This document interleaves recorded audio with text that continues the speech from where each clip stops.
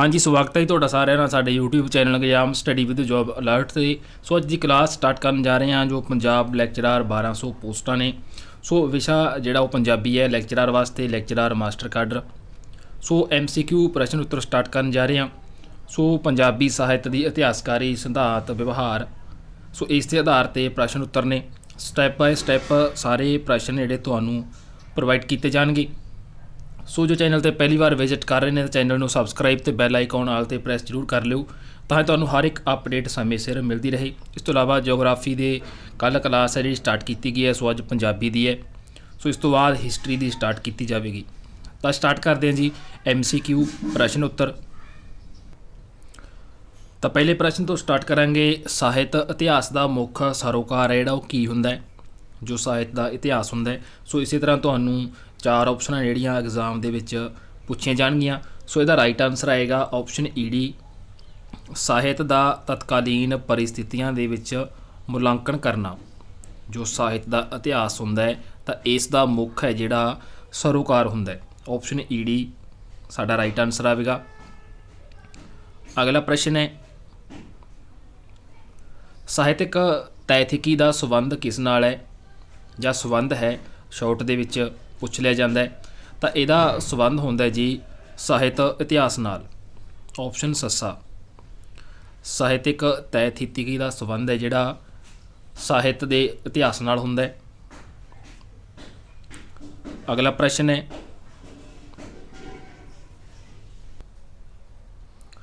ਪ੍ਰਸ਼ਨ ਹੈ ਸਾਹਿਤ ਇਤਿਹਾਸ ਰਚਨ ਸਮੇਂ ਹੱਥ ਲਿਖਤਾਂ ਦੇ ਵਿੱਚੋਂ ਕਿਹੜੀ ਕਿਰਤ ਜ਼ਿਆਦਾ ਪ੍ਰਮਾਣਿਕ ਹੁੰਦੀ ਹੈ?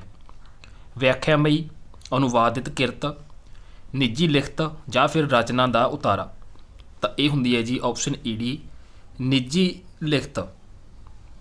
ਜਦੋਂ ਸਾਹਿਤ ਇਤਿਹਾਸ ਹੈ ਜਿਹੜਾ ਰਚਿਆ ਜਾਂਦਾ ਹੈ ਇਸ ਸਮੇਂ ਜੋ ਹੱਥ ਲਿਖਤਾਂ ਹੁੰਦੀਆਂ ਨੇ ਤਾਂ ਇਹਦੇ ਵਿੱਚ ਜਿਹੜੀ ਨਿੱਜੀ ਲਿਖਤ ਹੁੰਦੀ ਹੈ ਤਾਂ ਉਹ ਜ਼ਿਆਦਾ ਪ੍ਰਮਾਣਿਕ ਹੁੰਦੀ ਹੈ, ਜ਼ਿਆਦਾ ਪ੍ਰਮਾਣਿਕ ਮੰਨੀ ਜਾਂਦੀ ਹੈ।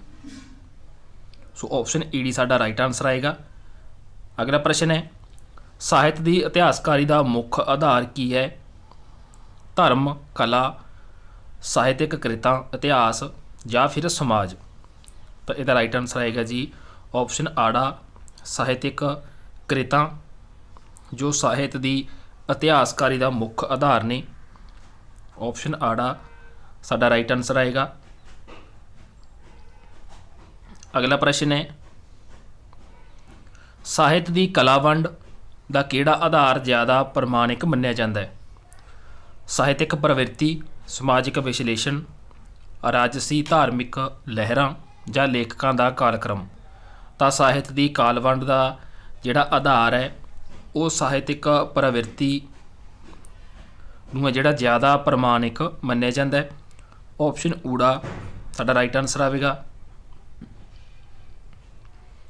ਅਗਲਾ ਪ੍ਰਸ਼ਨ ਹੈ ਸਾਹਿਤ ਦੀ ਇਤਿਹਾਸਕਾਰੀ ਤੋਂ ਕੀ ਅਰਥ ਹੈ? ਇਸ ਦਾ ਕੀ ਭਾਵ ਹੁੰਦਾ? ਜੇ ਵੀ ਪੁੱਛ ਲਿਆ ਜਾਂਦਾ ਜਾਂ ਸਾਹਿਤ ਦੀ ਇਤਿਹਾਸਕਾਰੀ ਦਾ ਮਤਲਬ ਕੀ ਹੈ? ਸੋ ਇਸ ਤਰ੍ਹਾਂ ਉਲਟਾ ਫਟਾ ਕੇ ਸ਼ਾਰਟ ਦੇ ਵਿੱਚ ਕੁਐਸਚਨ ਪੁੱਛਿਆ ਜਾਂਦਾ ਹੈ।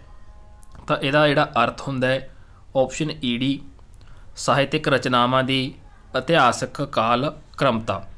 ਜੋ ਸਾਹਿਤ ਦੀ ਇਤਿਹਾਸਕਾਰੀ ਤੋਂ ਅਸੀਂ ਭਾਵ ਮੰਨਦੇ ਹਾਂ ਇਸ ਦਾ ਅਰਥ ਹੁੰਦਾ ਹੈ। ਆਪਸ਼ਨ ED ਸਾਡਾ ਰਾਈਟ ਆਨਸਰ ਆਏਗਾ। ਸੱਤਵਾਂ ਪ੍ਰਸ਼ਨ ਹੈ ਸਾਹਿਤ ਦੀ ਇਤਿਹਾਸਕਾਰੀ ਲਈ ਸਮੱਗਰੀ ਕਿਹੜੀ ਹੁੰਦੀ ਹੈ? ਤਾਂ ਇਹ ਹੁੰਦੀ ਹੈ ਜੀ ਸਾਹਿਤਕ ਕ੍ਰਿਤਾਂ ਤੋਂ।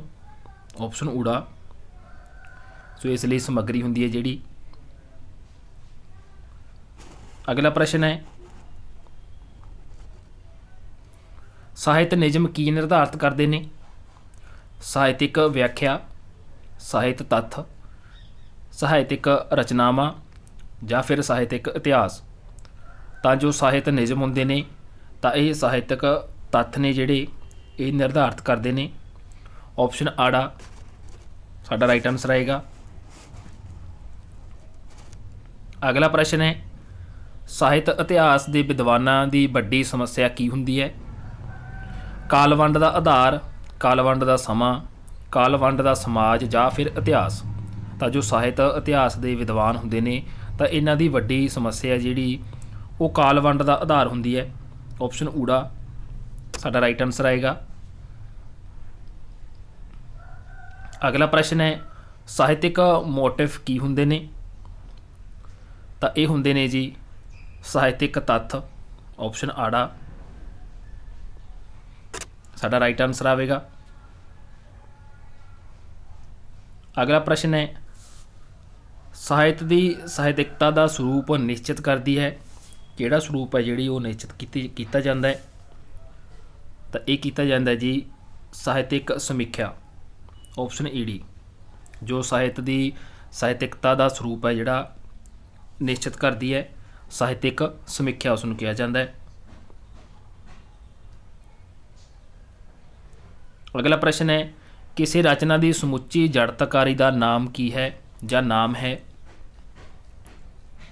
ਜੋ ਰਚਨਾ ਦੀ ਸਮੁੱਚੀ ਜੜਤਕਾਰੀ ਹੁੰਦੀ ਹੈ ਤਾਂ ਉਹ ਹੁੰਦਾ ਹੈ ਜੀ ਸਾਹਿਤਕ ਤੱਥ। ਆਪਸ਼ਨ ਸੱਸਾ ਸਾਡਾ ਰਾਈਟ ਆਨਸਰ ਆਏਗਾ।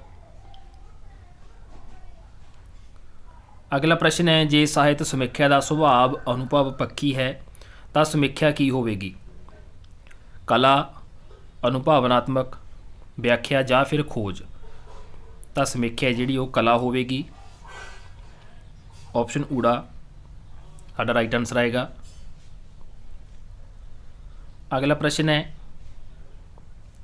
ਜੋ ਸਾਹਿਤ ਅਧਿਐਨ ਹੁੰਦਾ ਹੈ ਤਾਂ ਇਸ ਦਾ ਮੁੱਖ ਸਰੋਕਾਰ ਕੀ ਹੁੰਦਾ ਹੈ ਜਾਂ ਕਿਸ ਨਾਲ ਹੁੰਦਾ ਹੈ?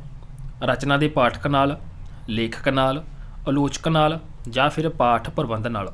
ਤਾਂ ਸਾਹਿਤ ਅਧਿਐਨ ਦਾ ਮੁੱਖ ਸਰੋਕਾਰ ਹੈ ਜਿਹੜਾ ਰਚਨਾ ਦੇ ਪਾਠ ਪ੍ਰਬੰਧ ਨਾਲ ਹੁੰਦਾ ਹੈ। ਆਪਸ਼ਨ ਸੱਸਾ ਸਾਡਾ ਰਾਈਟ ਆਨਸਰ ਆਏਗਾ। ਅਗਲਾ ਪ੍ਰਸ਼ਨ ਹੈ ਸਾਹਿਤ ਇਤਿਹਾਸ ਰਚਨਾ ਦਾ ਮੁੱਢਲਾ ਲੱਛਣ ਕੀ ਹੈ?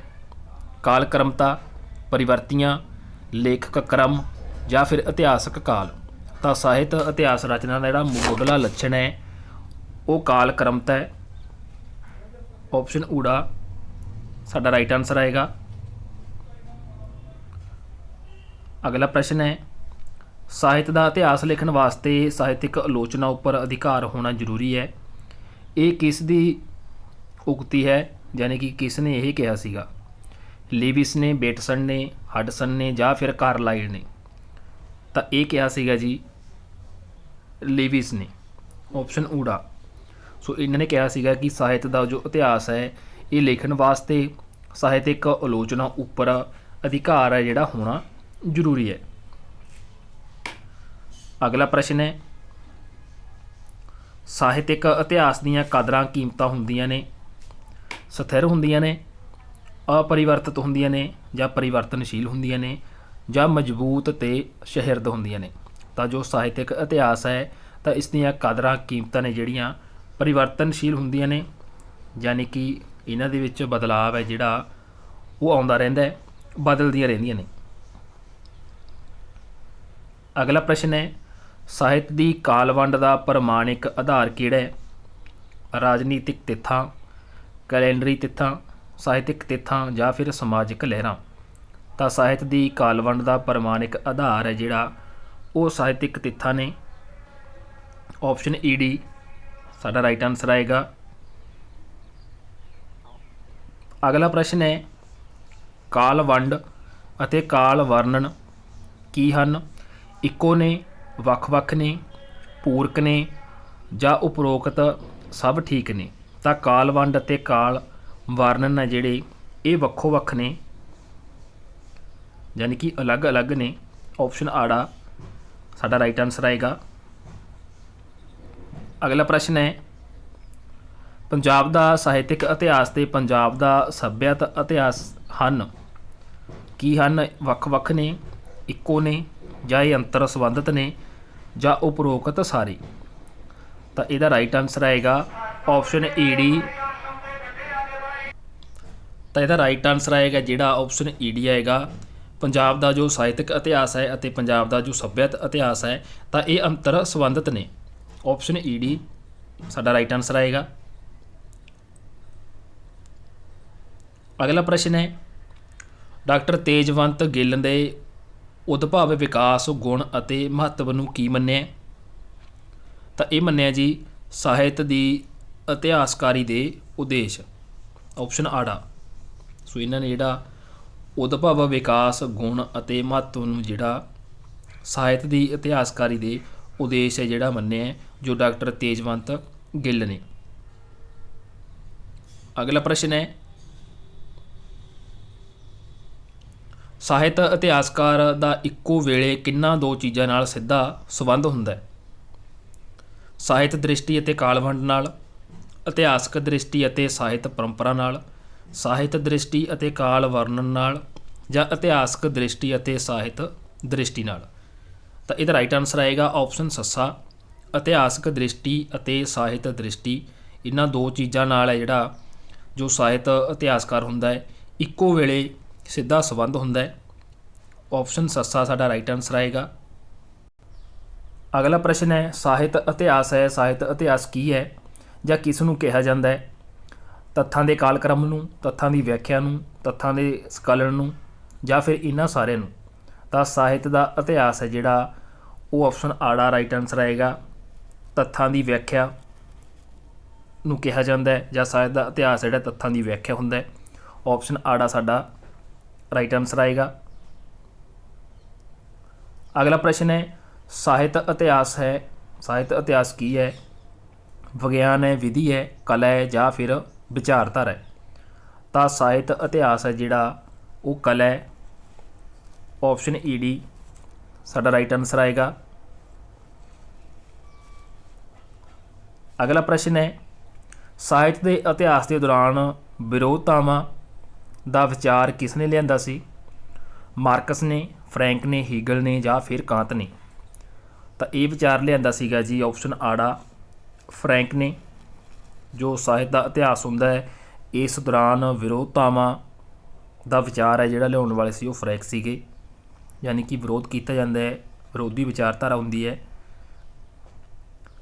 ਵਿਰੋਧ ਵਿਕਾਸ ਤੇ ਸਾਹਿਤ ਪੁਸਤਕ ਪੰਜਾਬੀ ਵਿੱਚ ਕਿਸ ਨੇ ਲਿਖੀ ਸੀ? ਕੌਣ ਰਾਈਟਰ ਸੀਗੇ? ਤਾਂ ਉਹ ਰਾਈਟਰ ਸੀਗੇ ਜੀ ਗੁਰਬਖਸ਼ ਸਿੰਘ। ਆਪਸ਼ਨ ਊੜਾ ਸਾਡਾ ਰਾਈਟ ਆਨਸਰ ਆਏਗਾ। ਅਗਲਾ ਪ੍ਰਸ਼ਨ ਹੈ ਸਾਹਿਤ ਇਤਿਹਾਸ ਲਿਖਣ ਦਾ ਮੁੱਖ ਸਰੋਕਾਰ ਕੀ ਹੈ? ਸਾਹਿਤ ਦੇ ਸਰੋਤਾਂ ਦੀ ਨਿਸ਼ਾਨਦੇਹੀ, ਸਾਹਿਤ ਇਤਿਹਾਸਕ ਤੱਥਾਂ ਦੀ ਨਿਸ਼ਾਨਦੇਹੀ, ਜਾਂ ਸਾਹਿਤਿਕ ਪਾਠਾਂ ਦੀ ਕਾਲਕ੍ਰਮਤਾ ਦੀ ਨਿਸ਼ਾਨਦੇਹੀ, ਜਾਂ ਦੁਰਲੱਭ ਸਾਹਿਤਿਕ ਲਿਖਤਾਂ ਦੀ ਨਿਸ਼ਾਨਦੇਹੀ। ਤਾਂ ਇਹਦਾ ਰਾਈਟ ਆਨਸਰ ਆਏਗਾ ਆਪਸ਼ਨ ਈਡੀ ਸਾਹਿਤਿਕ ਪਾਠਾਂ ਦੀ ਕਾਲਕ੍ਰਮਤਾ ਦੀ ਨਿਸ਼ਾਨਦੇਹੀ, ਜੋ ਸਾਹਿਤ ਇਤਿਹਾਸ ਲਿਖਣ ਦਾ ਮੁੱਖ ਸਰੋਕਾਰ ਹੁੰਦਾ ਹੈ। ਆਪਸ਼ਨ ਈਡੀ ਸਾਡਾ ਰਾਈਟ ਆਨਸਰ ਆਏਗਾ। ਅਗਲਾ ਪ੍ਰਸ਼ਨ ਹੈ ਕਿਸੇ ਸਾਹਿਤਿਕ ਪ੍ਰਕਿਰਤੀ ਦੇ ਆਧਾਰ 'ਤੇ ਕਾਲਵੰਡ ਕਰਨੀ ਕੀ ਹੈ ਜਾਂ ਕੀ ਕਿਹਾ ਜਾਂਦਾ ਹੈ? ਤਾਂ ਇਹਦਾ ਰਾਈਟ ਆਨਸਰ ਆਏਗਾ ਆਪਸ਼ਨ ਈਡੀ ਕਾਲਵੰਡ ਦਾ ਆਧਾਰ। ਕਿਸੇ ਸਾਹਿਤਕ ਪ੍ਰਕਿਰਤੀ ਦੇ ਆਧਾਰ 'ਤੇ ਕਾਲਵੰਡ ਕਰਨੀ ਯਾਨੀ ਕਿ ਕਾਲਵੰਡ ਦਾ ਆਧਾਰ ਕਰਨਾ। ਆਪਸ਼ਨ ਈਡੀ ਸਾਡਾ ਰਾਈਟ ਆਨਸਰ ਆਏਗਾ। ਅਗਲਾ ਪ੍ਰਸ਼ਨ ਹੈ ਸਾਹਿਤ ਇਤਿਹਾਸਕਾਰ ਕੀ ਨਹੀਂ ਹੋਣਾ ਚਾਹੀਦਾ? ਖੋਜ ਪ੍ਰਵਿਰਤੀ ਦਾ, ਆਲੋਚਕ ਪ੍ਰਵਿਰਤੀ ਦਾ, ਵਿਦਵਾਨ ਜਾਂ ਫਿਰ ਉਦਾਰਵਾਦੀ ਪ੍ਰਵਿਰਤੀ ਦਾ।